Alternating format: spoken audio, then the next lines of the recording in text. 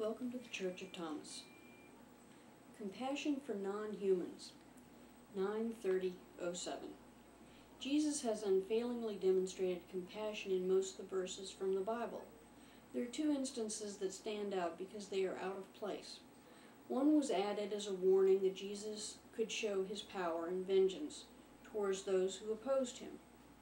Second is portrayed as an act of compassion for demons that was by no stretch of the imagination compassionate.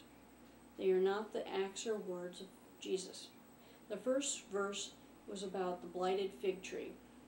Matthew 21:18-19. Early in the morning he was on his way back to the city. He was hungry. Seeing a fig tree by the road, he went up to it and found nothing but leaves.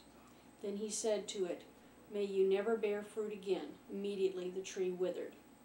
Mark 11:12-14 says basically the same thing. Concludes the next day. In the morning they went along and they saw the fig tree withered from the roots. Peter remembered and said, "Jesus, Rabbi, look, the fig tree you cursed has withered." These two verses speak of Jesus becoming angry with an innocent fig tree. In his anger he blighted it out of spite because it did not give him the fruit he wanted. We in the Church of Thomas find this horrible. Jesus had a background of being gentle with all the righteous and innocent beings. To find the reason for the addition, you would have to not look very far.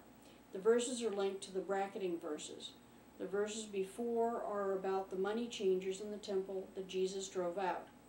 The following verses are about the priests of the temple questioning Jesus' authority to teach. The disciples were frustrated by the lack of real violence during these human confrontations. You have to remember that about half of Jesus' disciples came from the Zealot movement. They wanted to fight. Violence was the only way they thought things would change. They wanted to kill the money changers and the priests who bowed to Roman authority. It galled them that even in Jesus' righteous anger, he only drove them from the temple. Jesus drew no blood, he broke no bones, he killed no one.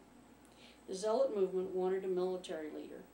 They thought from Jesus' talk of the return of the kingdom that he was just biding his time for the moment to unleash his disciples in holy war. The message he taught was seen as a front to keep out of the enemy's hands long enough to build his army that would then overthrow the Roman occupation. They just didn't get it. By showing his violent side in the blighting of the fig tree, the disciples were demonstrating that he could have done to the money changers and the priests if he had wanted to. Since Jesus never provided an instance to demonstrate his desired ability to commit violence, they invented a scene to show it. Ironically, the next verses tied to the blighted tree have the ring of truth. There were several verses in the Reconciled Gospel of Thomas that speak of prayer and faith being able to move mountains. Thomas never saw the need to punch it up by adding the part about the fig tree. Thomas knew that it was through nonviolence in the world that Jesus would win. Examples in the Reconciled Gospel of Thomas are verse 48 and verse 106. The second verses are about the demons driven from the two men who roamed the outskirts of a town. In my childhood, the verse had Jesus ask the demon's name. The demon collection called itself Legion. Here's the verse from the Bible, Matthew 8:28-32. When he arrived at the other side of the region called Gadarenes, two demon-possessed men coming from the tombs met him. They were so violent that no one could pass that way. "What do you want from us, Son of God?" they shouted. "Have you come here to torture us before the appointed time?" Some distance from them, a large herd of pigs was feeding. The demons begged Jesus, "If you drive us out, send us into the herd of pigs." He said to them, "Go."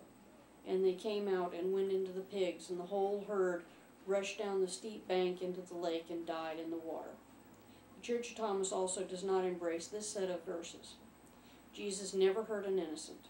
We know that all creatures have souls. Many people I've talked to have told me that if heaven did not accept their pets, they would not want to go. I reassure you here and now that all innocents go to heaven. Since animals cannot sin, they are innocents. Of course, they can be wielded as a tool of evil people. That is not the fault of the animal. The Church of Thomas does believe that demons, if they are in a person, should be driven out. We have no problem with the story up to the idea of where they were going. The pigs are a symbol of filth in the Jewish tradition. Therefore, those that raised and ate pigs were unclean as well. I'll discuss why pigs are considered unclean some out of the time. Here we have an unlikely story, written by people who did not understand demons. Jesus drove out demons. That's a given. It is very hard for a demon to live in a person.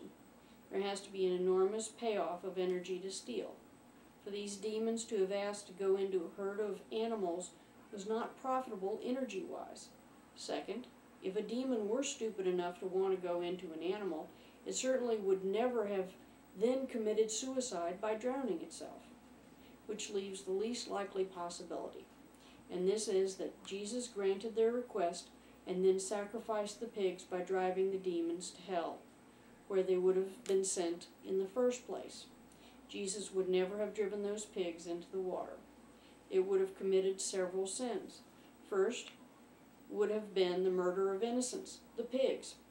They were not being killed to eat. Each would have been a theft from the herders who were watching the herd of pigs. It was food for the whole town and probably a cash crop as well. He would have been impoverishing a whole town. Since Jesus did not commit sin, there has to be another option. Disciples were almost all from Jewish roots. They adhered to the strict dietary rules, rules that were shown later by Jesus to be obsolete. In the disciples' minds, anyone who broke these rules were spiritually unclean, like the animals they ate. This story is not included in the Reconciled Gospel of Thomas. It does not ring true past the driving out of the demons. This story seems to point to an upholding of the rabbinical dietary laws. It also seems to point to a total disregard for those that were looked down on as unclean. In the eyes of the disciples, these people were unworthy of salvation, so sins committed against them would not count against them when God judged them. The Jesus I know is compassionate towards all who are blameless. Children, animals, plants are all blameless and free from sin. His stories must ring true, or they cannot be believed. God bless the whole world, no exceptions. Angel Eliza.